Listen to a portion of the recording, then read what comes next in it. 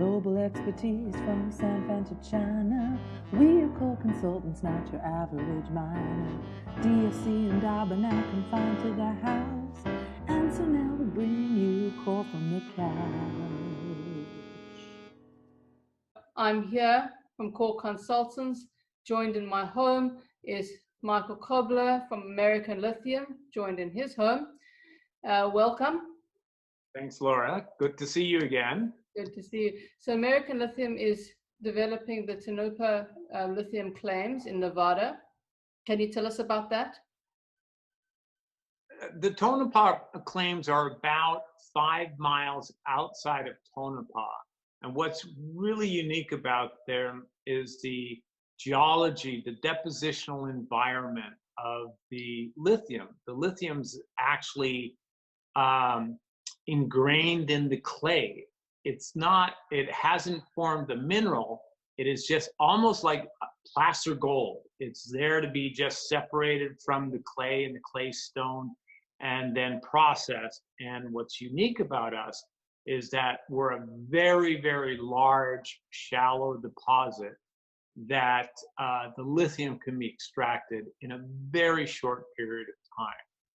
The reason that's important is that that does not limit us on the size of the processing.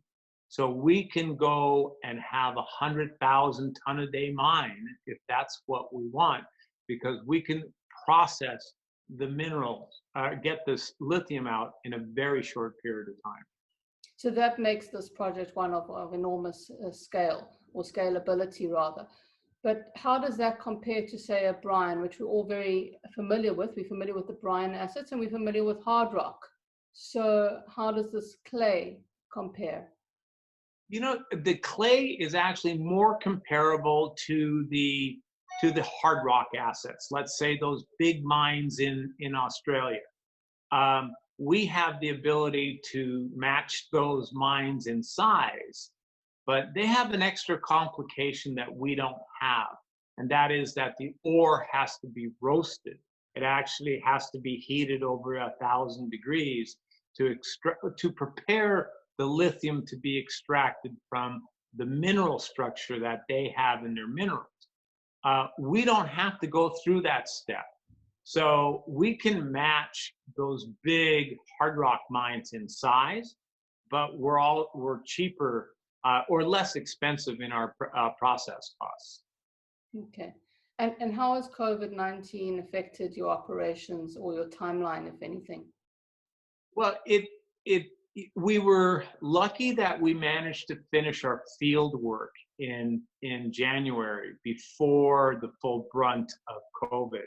So we're processing our data right now.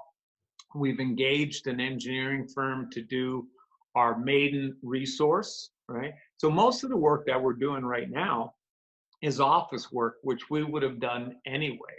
So I'm making some modifications to what we're doing, but as long as we can all work remotely, we're just working away. Yeah, and you also got a very favorable position because you're right next to or right near the Tesla Gigafactory and some other battery manufacturers, right?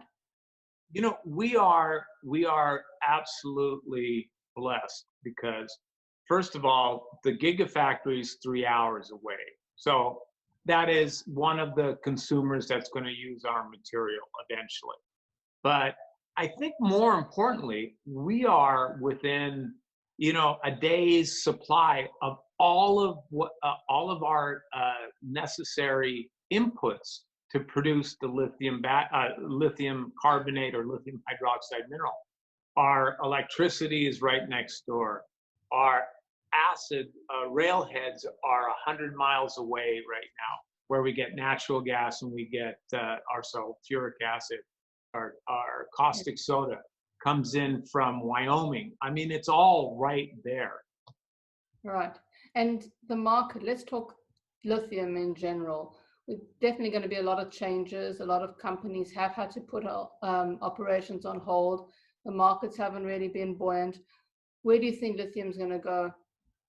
Well, I think the battery, if you believe in the battery economy, you believe in lithium. right? Uh, I think the interesting thing that we're going to see about COVID is everybody is going to experience a lack of air pollution, right? And they're going to see what the world is like without all of those automobiles out there and all of those big factories polluting a lot of the air. And we get to see that stark difference right now. And I think you're going to see a big, even bigger push towards a battery economy and a less polluting economy. That's a very interesting perspective. Everybody's worried about the costs and how do we change over from, especially with oil so low. You're an oil guy. That was your previous company. I think oil was low. Yeah, it's all great. The oil economy, but what you're seeing right now is before we all talked about, what's the benefits of the battery economy, right?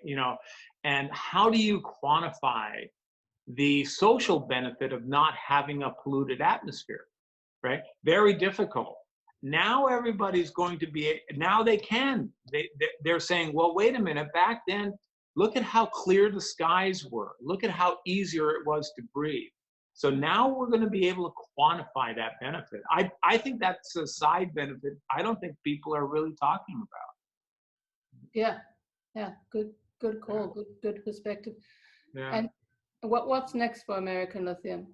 So you're doing office work now, and then? Well, we're going to do we're going to finish up the maiden resource report, coming out in a couple weeks. It's going to be one of the biggest resources in North America. It's actually going to be the easiest to mine, the quickest to extract, and based on that and all the metallurgy testing that we've done, we're going to move straight into doing a preliminary economic assessment, a PEA, right? Because we have enough data to be able to move in that direction. And you've got the funding until PEA level? Or you've got the funding for PEA? Yes. So that's all in place. So you're well on track to go to We're well on track. I mean, we're a Canadian junior, right? So we will always want more money, right? That's just our nature. You all want more money. You don't have to be a Canadian junior. More money, right?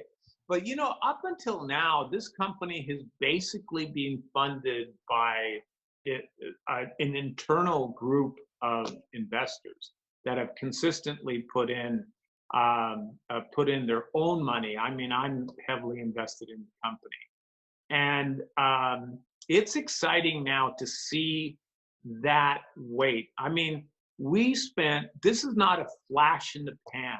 I mean, I've been looking for lithium in Nevada since 2016.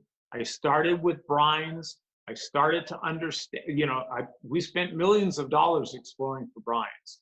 Right? Didn't find the brines. Learned about along the way, learned about clay stones. Started to realize the benefit of the clay stones, right? So this has been 4-5 years of exploration and development. Right. And now it's great to finally culminate in a large resource that's easily extracted. Yeah, and I understand that being in America was very important for you, having been invested in. You wanted to be invested in lithium in America. You didn't want to look in South America. You didn't want to look in some of the other assets. Being in North America is critical right now. Most of the lithium, half the lithium is produced in South America, Chile and Argentina. In brines, the other half is produced in Australia. Australia essentially takes their concentrate, right? And then they ship it to China. Yeah. So literally the United States gets all of its lithium from either South America or China. We do not produce any lithium here. There's a small operation, but that's inconsequential. So if we're going to move the battery economy forward here in North America, it's critical for us to produce our own battery materials, mine it, produce it, and manufacture it here in North America. Yeah, thank you. So let's leave it there. Is there anything else you want to say? No, you know what? I think for right now, thank you, and let's stay in touch, and I'll keep you updated when the resource comes out in a couple of weeks. That's in a few weeks. So you've got to That's make in a few weeks. a compliant resource in a couple of weeks' time. Yes. Fantastic. Mike, Okay. thank you so much. Thank you.